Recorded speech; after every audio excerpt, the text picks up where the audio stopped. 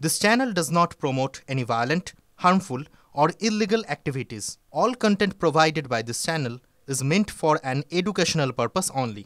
Top quality और consistent performance के लिए सिर्फ सिल्वर पंप्स नाम याद रखना। বুধবার দীঘায় জগন্নাথ মন্দিরের উদ্বোধন ঘিরে একেবারে সাজো সাজো রব আজই দীঘায় পৌঁছেছেন মুখ্যমন্ত্রী মমতা বন্দ্যোপাধ্যায়। উদ্বোধনের আগে আগামীকাল মন্দিরে যজ্ঞানুষ্ঠানের আয়োজনও করা হয়েছে। আমাদের সহকর্মী দীঘা ভূঁইয়া রয়েছেন সরাসরি দীঘা থেকে। দীঘার সঙ্গে কথা বলবো। দীঘা, তুমি একেবারে দীঘার জগন্নাথ মন্দিরের সামনেই রয়েছো, ছবিটা কেমন দেখছো? সেখানে কি সাজো সাজো রব তৈরি হয়েছে বা পরিবেশটা কেমন দেখতে পাচ্ছ বা প্রস্তুতি কেমন চলছে?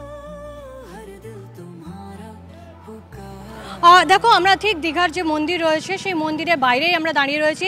আমি আমার সহকর্মী কল্যাণকে বলবো একটু ছবিটা দেখাতে। দীঘার ভেতরের মন্দিরের কিন্তু প্রস্তুতি পুরো শেষ হয়ে গিয়েছে, কারণ গত 25 তারিখ থেকেই আমরা যেটা একটু আগে ইসকনের প্রধান রাধারমন দাসের সঙ্গে কথা বললাম যে 25 তারিখ থেকেই কিন্তু মন্দিরে যেটা হয় যে আগে যেটা মন্দিরের আগে একটা পুজো করতে হয় যে ভিত্তিপ্রস্তর স্থাপন করার জন্য, সেখানে তারা তার আগে একটা পুজো করেছেন। পুজো করে জায়গাটাকে শুদ্ধিকরণ করা যেটা বলা হয় থাকে, সেটা করার পরে 25 তারিখ থেকে নিয়মিত যজ্ঞ হচ্ছে। আজও যজ্ঞ যেমন হচ্ছে এবং মহাযজ্ঞ যেটা সেটা আগামীকাল হবে, অর্থাৎ 25 তারিখ থেকেই কিন্তু এর ভেতরে মন্ত্রোচ্চারণ থেকে আরম্ভ করে সমস্ত কিছু চলছে।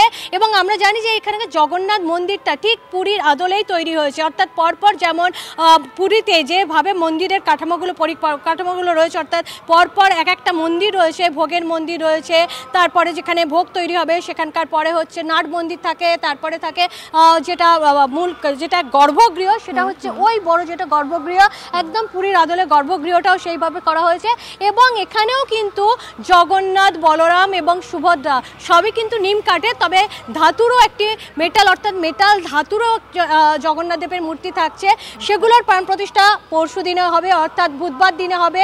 বুধবার দিনে মুখ্যমন্ত্রী তখন উপস্থিত থাকবেন এবং 56 রকম ভোগ দেওয়া হবে। আমরা যেটা ইসকনের যে প্রধান রাধারমন দাস এসে বললেন যে জগন্নাথ দেব যে খেতে ভালোবাসতেন সেটা সকলেই জানেন, এবং বিশেষ করে তিনি কাঁঠাল খেতে খুব ভালোবাসতেন, তাই জন্য পাকা কাঁঠাল এবং কাঁচা এঁচড় যেটাকে আমরা বলে থাকি তার সবজি থাকবে, বিভিন্ন ধরনের সবজি থাকবে, প্রচুর মিষ্টি থাকবে, অর্থাৎ 56 রকমের পদ দিয়ে প্রাণ প্রতিষ্ঠার পরে জগন্নাথ দেব, বলরাম এবং সুভদ্রা তাদেরকে প্রসাদ তৈরি হবে, মহাভোগ প্রসাদ তৈরি হবে।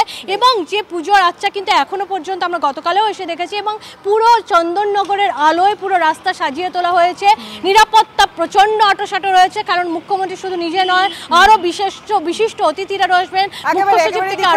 আমরা দেখতে পাচ্ছি একেবারে সাজো সাজো রব দীঘা জুড়ে। আর বুধবার দীঘায় জগন্নাথ মন্দিরের উদ্বোধন, কি বলছেন শুভেন্দু অধিকারী, শুনুন। মন্দির কমিটিগুলির হাতে প্রাথমিকভাবে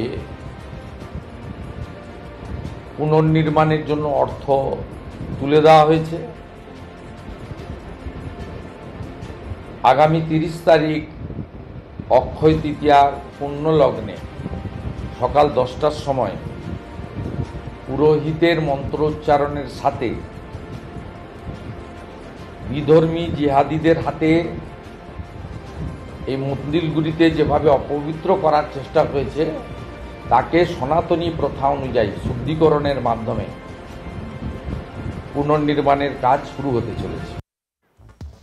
পরের খবরে নজর রাখতে হচ্ছে, কারণ পেরিয়ে গেছে মাঝখানে পাঁচটা দিন, এখনো পাক রেঞ্জার্সের হাতে বন্দী রয়েছেন বিএসএফ জওয়ান পূর্ণম কুমার সাউ। উৎকণ্ঠার প্রহর গুনছেন পূর্ণমের পরিবার। আজ পাঠানকোটে যাচ্ছেন পূর্ণমের অন্তঃসত্ত্বা স্ত্রী। সরাসরি আমাদের সহকর্মী সুমন মহাপাত্র রয়েছেন আমাদের সঙ্গে, সুশোভন রয়েছেন আমাদের সঙ্গে। সুশোভন,